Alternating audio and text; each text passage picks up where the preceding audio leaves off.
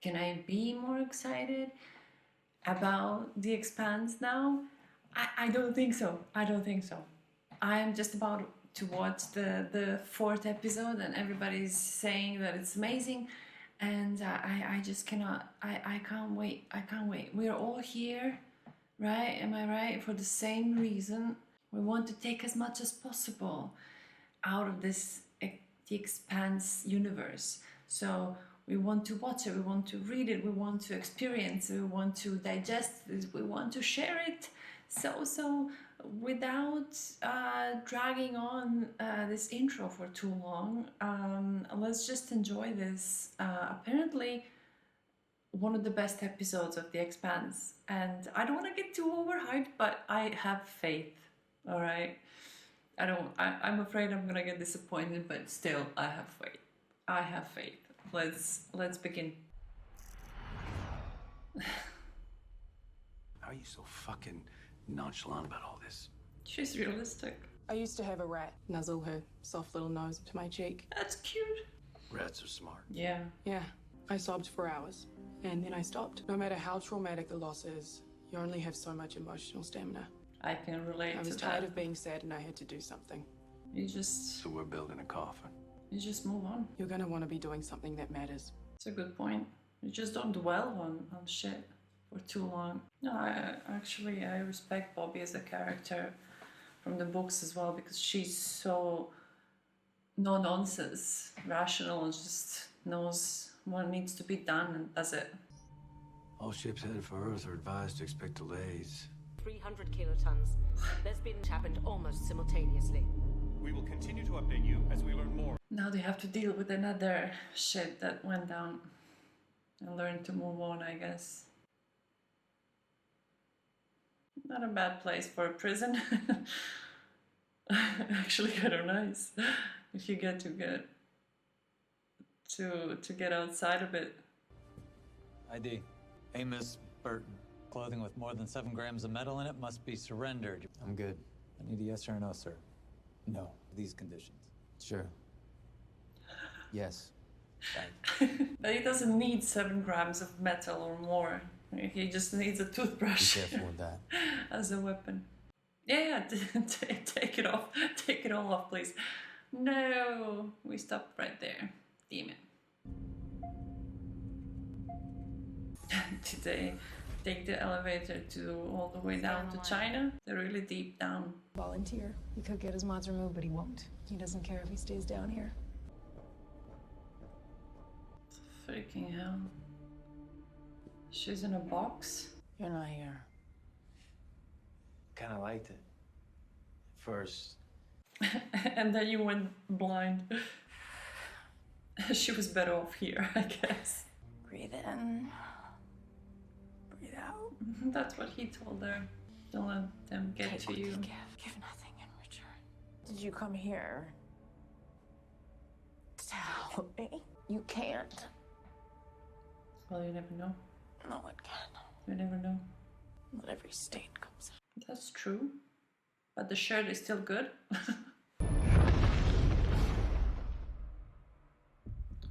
Shockwave. The second rock just hit Earth. There we go. At least now they know it's an attack.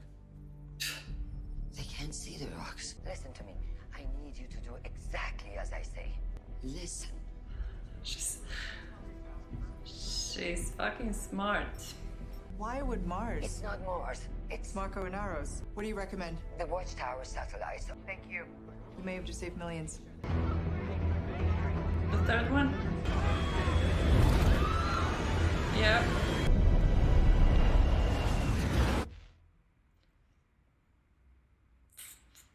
Are they gonna be able to stop all of them? Look at this disorienting shit. I had enough of it in that space. What?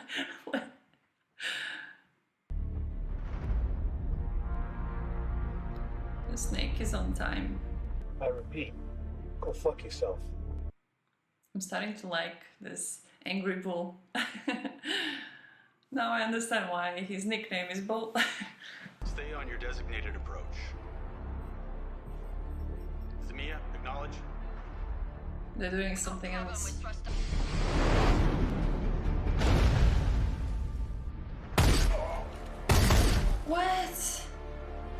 What? We need medics! I like to. What?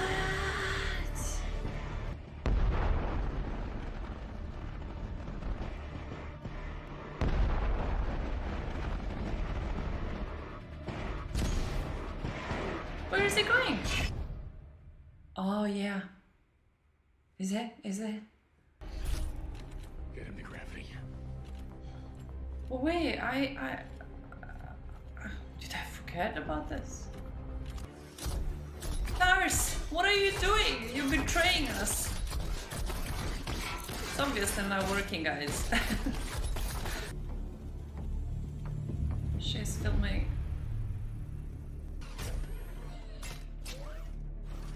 Yep.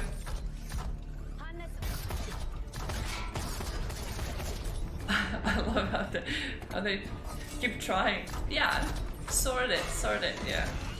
That's good. Help Monica, for fuck's sake! Holden, stop playing a samurai.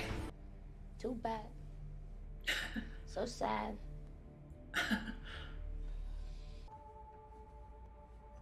He bled all over them.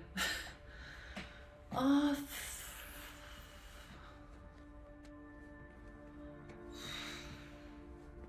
no.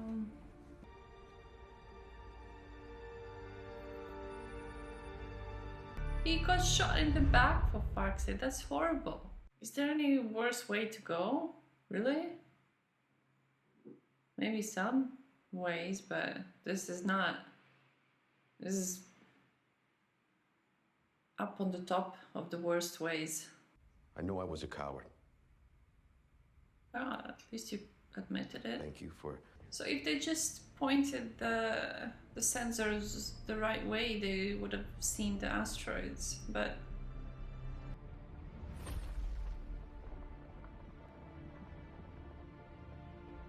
Keep firing! Okay. Where are you taking me? To Marco? Has a psycho for a son and the biggest mass murderer in history for an ex-lover. It's not good to be Naomi today. Welcome to the Pella. But I guess in some ways, he's still a little boy who needs his, mother. Don't need to make him even crazier than he already is. Son. Why do you have to go hurt him like that? Not this. You put blood on our son's hands, just like you did to me. He did not make me do anything. I was proud to do my part.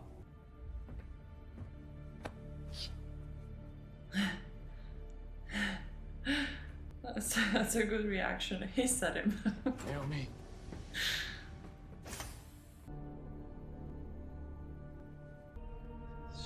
She's looking suicidal.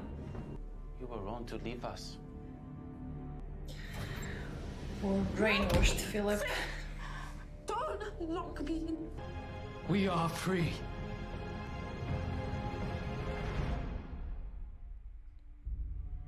Free to murder, maybe? Is that what you're saying? Alright, so basically what he is...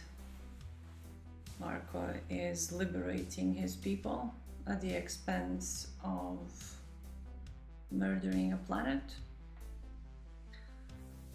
Yeah, it's actually an interesting question, like how far can you push somebody, and if that actually means that they are pushed or they're just insane, right? So it's an interesting actually question regarding this whole idea of the expanses, is that we take our humanity with us wherever we go, and we just build bigger, stronger weapons. We just accumulate more power, and in the end we will be our own end. There's an interesting story about Eastern Islands, west coast of Chile, right? So this isolated island had its people. They didn't have visitors. It only happened once when the explorers stumbled upon this eastern island and they saw that there are tribes living there. And maybe 100 years later, the explorers found this island again and learned that every single person on that island has died. There's no one alive there. And they learned that through the evidence or, exploration of that island, that the nation of that island actually managed to destroy itself because they ran out of resources and they just warred with each other until there was no one left. And this is basically what it's most likely that they say what is going to happen with humanity. Like, we're just going to war among each other until there's nobody left. Everybody has their own reasons why they're doing something, and those reasons are always justified by this fact or another. And just the fact that we are humans, we are going to share these same reasons because it's just basically our genetics. And no matter what the reason is, our reactions are going to be limited to our humanity as well. So the stories will always be repeated, no matter how far in the future you're going to look, or even if you look back into the past, no matter how far you look into the past, you will always see the same scenario. Also have this side of oppression as well, like Inaros here is like drawing the parallel of him being the Alexander the Great. Pella is, I think it was a city in Macedonia. So basically, Pella is the Marco Inaros' ship. So basically, they're trying to say that no matter how much you oppress somebody, they're always going to strike back as soon as they can. Because Alexander the Great hit back at Persians as soon as he managed to gain enough power to remove the oppression of Persians onto his Alexander's people. And we know what happened there, right? So even though this is fictional, it's a story, but wherever you look in the history, you will find the same story repeated over and over and over again. So it's an interesting take on how it would look like if it's in the future, when you actually have bigger and stronger weapons. And it's interesting how Belters are the ones that are oppressed, and how are they basically not in power enough to have weapons strong enough, but you just need to have a certain amount of ingenuity to strike back. And ingenuity in this case is just steal some stealth equipment, plaster it on asteroids, and flank those asteroids at Earth or any other place. That's why this show is so great. It's just turns a mirror back at you, at your own society, and at your own past and history. Now I'm gonna watch the discussion of the show with Ty and that guy. So let's do that. Hey everybody, Hi. Welcome back to Ty and That Guy. Here with Hi, my good Wes. buddy You did Ty an Frank. amazing job Today this we're episode. talking about episode Amazing. 504, Gaugamela. Gaugamela. With this one is The super talented Dan Nowak.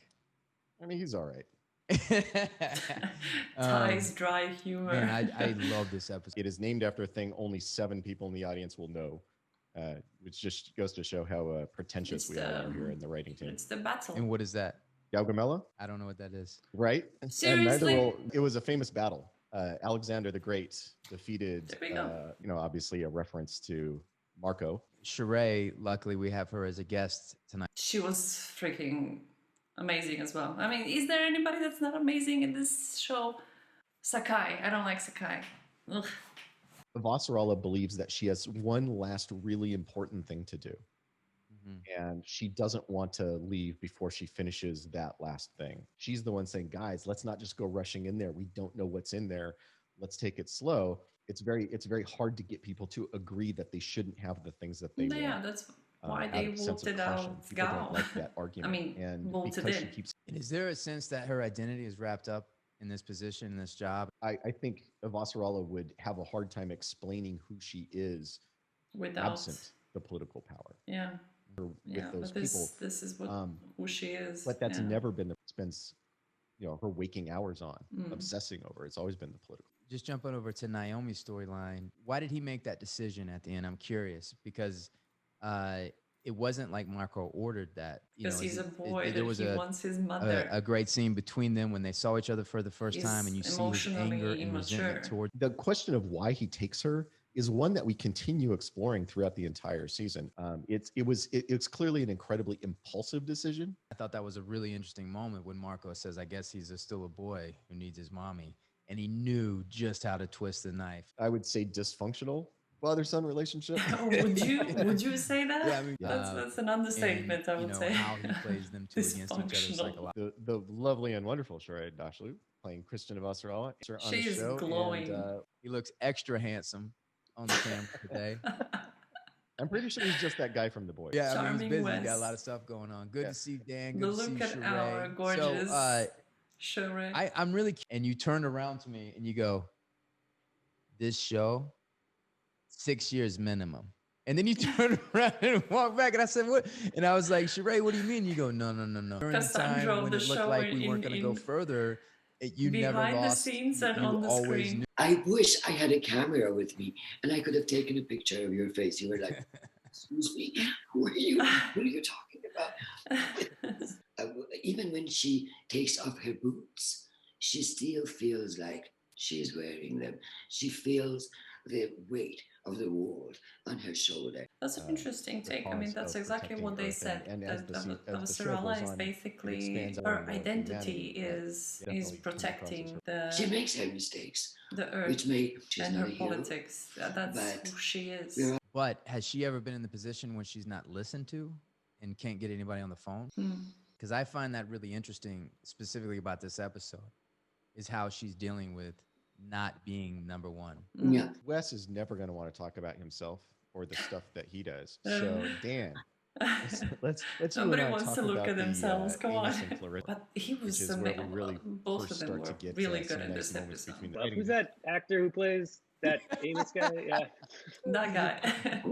He's such a nice fellow. Amos kind of going to see Clarissa. He feels this urge to try to help someone like he was helped, like we showed in the churn with Lydia. Clarissa needs that kind of person, and he can be that. And it was the moment when he was sitting on that rock, and he remembers that moment in Baltimore when Lydia is saying is, basically what he says to Nadine is, this world is messed up. It can really mess you up. And when you get messed up and your wires are all messed up and you're living out of this primal emotion of rage. And so he has that moment of oh, Lydia did this for me.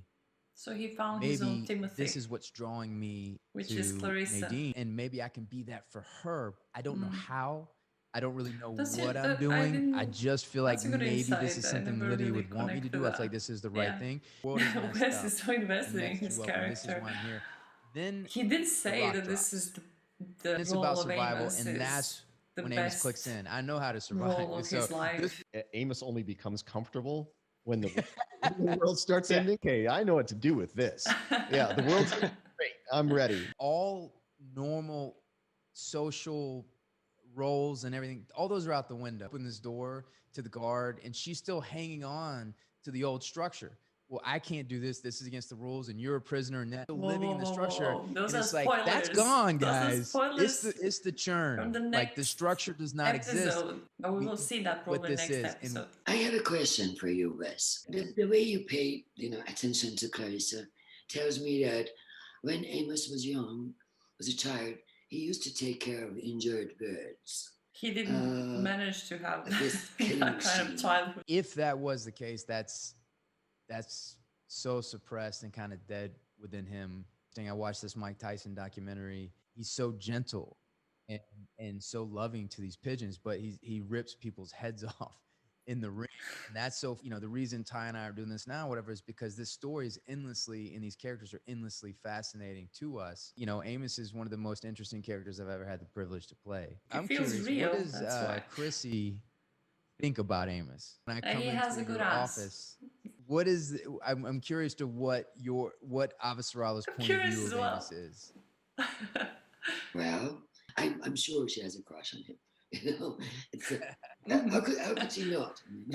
Who doesn't? Who doesn't? Honestly, we're all human beings.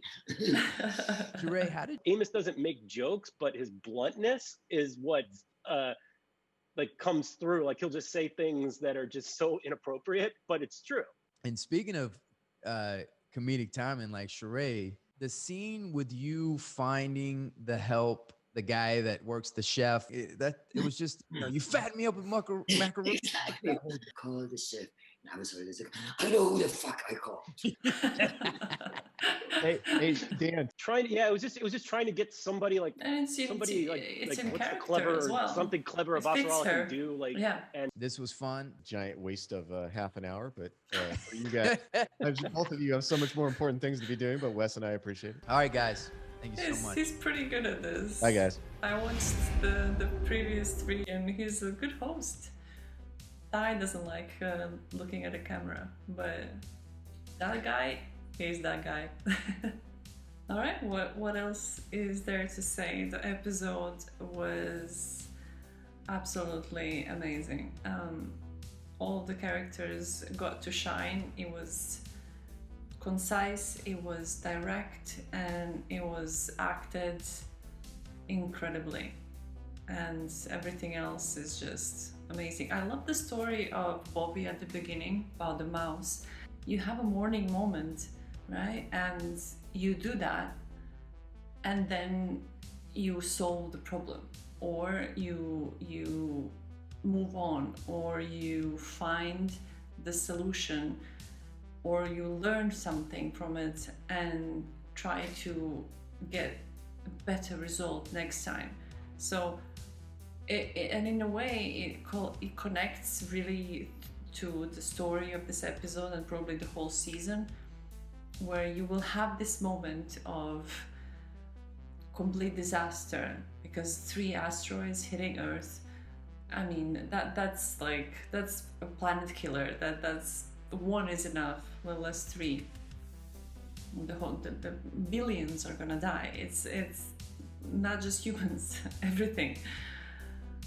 In the sky, on Earth, and in water. So it's actually interesting that they will have to be shocked, but they will have to move on. They will have to start acting and start solving the problem. And I'm freaking excited to see the rest of the season, how they did it, because another note, if you haven't read the books, do yourself a favor.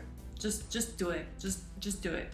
The last book is coming out in May or June next year, and I have all the trust that it's going to be amazing, just as 8 previous ones. So yeah, let's do ourselves a collective favor and continue watching The Expanse.